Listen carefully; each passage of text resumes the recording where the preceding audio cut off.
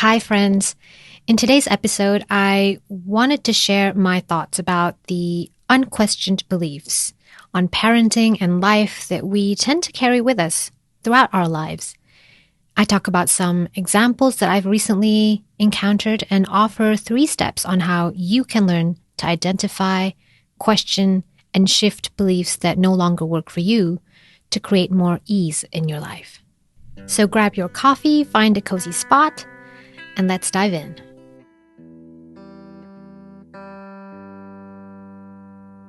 Welcome back to Doing Things on Purpose, the podcast that empowers women to take charge of their time, health, relationships, and money by doing things on purpose. I'm your host, Suri, and I'm so glad that you're back here again with me for our weekly chat after a 2-week hiatus while I was away. So it's the first week of August 2023 as I record this, and I just got back from summer vacation with my family and 6 other friends and their kids in beautiful Denmark. It was a wonderful holiday, for me at least. With 16 people all together, it was a blessing that we could all get along and accommodate one another. I ended up driving because Will, my lovely husband, left his driver's license at home. And after trying to find different solutions, which seemed to just make things more complicated, I decided to bite the bullet. What the heck, I'm taking the wheel, although I hadn't driven regularly for over 10 years. I did enjoy driving again. The Danish landscape was amazing. But as much as I enjoyed being away exploring a new land, I'm also so glad to be home again. I'm sure not everyone feels the same after a holiday, but for me, I think part of the treat of creating a life that I enjoy being in is to be able to come back to it again after being away from it for a while. Getting back to the daily routines of self-care that really helps my body feel good and my mind feel less cluttered throughout the day. For me, it's my daily practice of yoga with Adrian. Maybe for you, it's a daily walk with your dog. And then having that luxury to get back to work, to write, to be able to share my thoughts again after being so busy with the kids and group activities, to come home again to the coziness of the familiar. I wish you feel the same when you get back from your summer vacation. I know not all of us are so lucky. Maybe your vacation is simply a quiet visit to the local museum, a whole day out gardening, or dinner and a movie with friends. So let's get down to some things that I've been thinking about during this recent trip. As we friends were commiserating, as you do, over our experiences as parents and our challenges and our joys, a phrase that a good friend of mine mentioned stuck out to me, and that was that we all carry a meter of worry with us. The comeback came from a male friend who said, "Is that right? I only ever have 10 centimeters of worry with me." The conversation then went on to compare who tends to be the worrier and who the worry-less person in the relationship. In some cases, it was the wife who worried more, and in other cases, it was the husband, which sounds perfect, right? Or not, depending on how you look at it. Perfect because theoretically, the stressed partner is complemented by the lighthearted partner. But it also could be seen as non-perfect because the stressed partner can't seem to get the lighthearted partner to feel as stressed about each situation as they do. They don't feel heard or sympathized with. Do you recognize any of this in your relationships?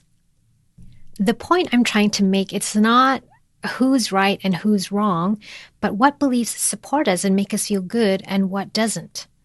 Reflecting on it now, the statement that we all carry 1 meter of worry with us actually reminds me of famous quotes like, "Everybody carries baggage around," or even, "Everyone has secrets."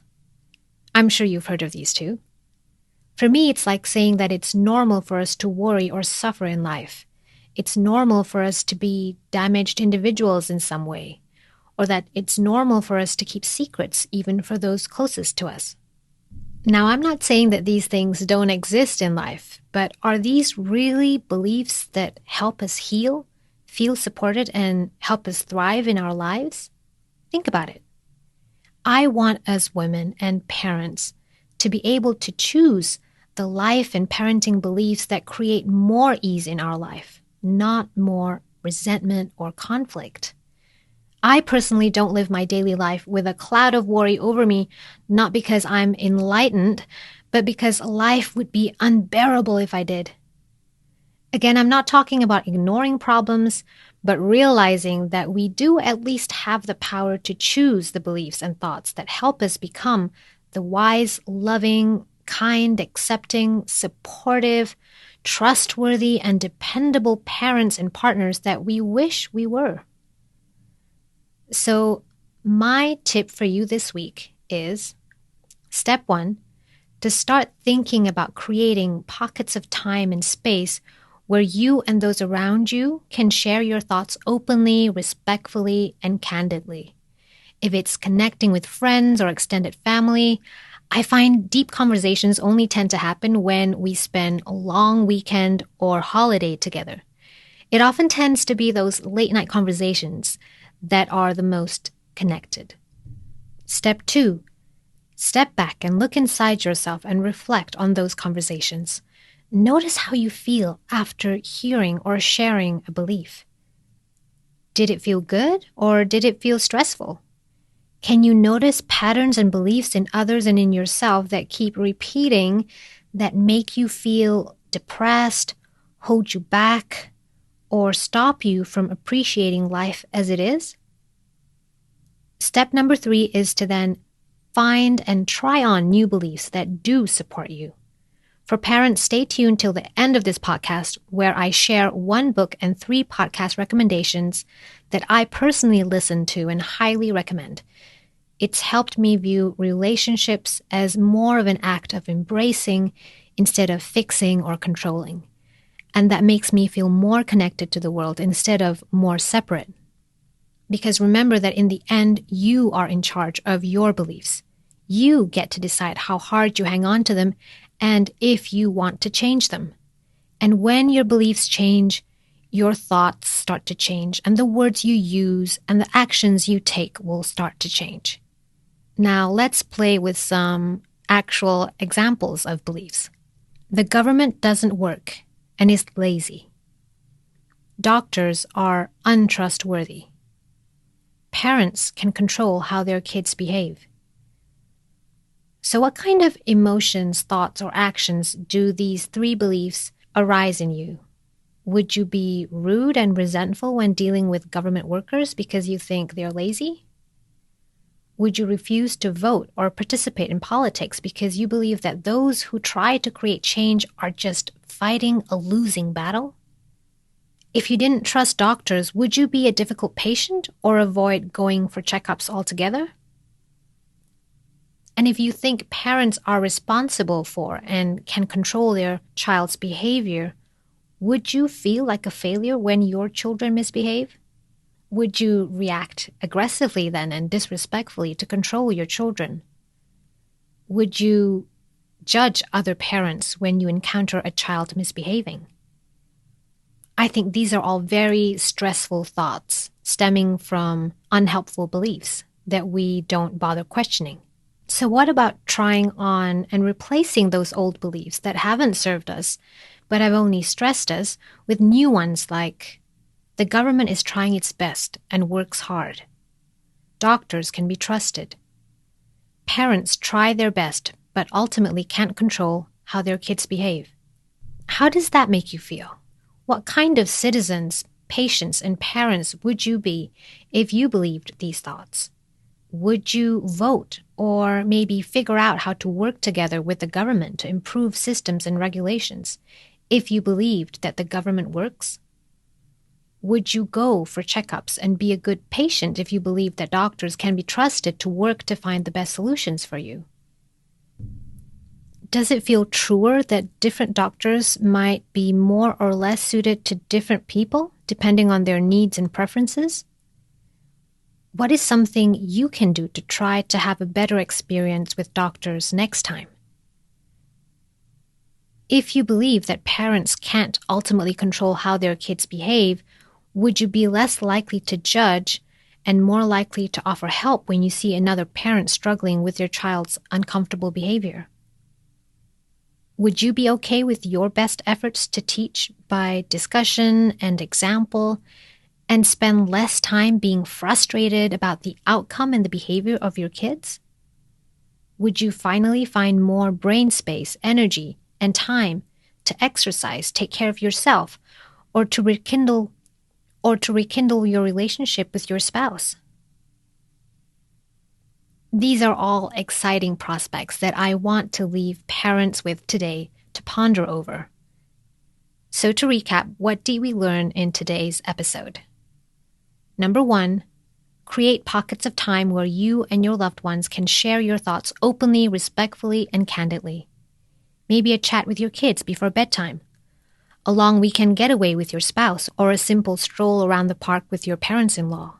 Number 2, go back and internally reflect on the conversation.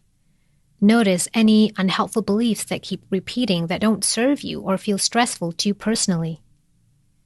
Number 3, practice turning or reframing those beliefs in a way that feels truer or more helpful to you. What old beliefs can you let go of so you can experience life as an easy, beautiful, kind, vibrant, and more hopeful place to live in?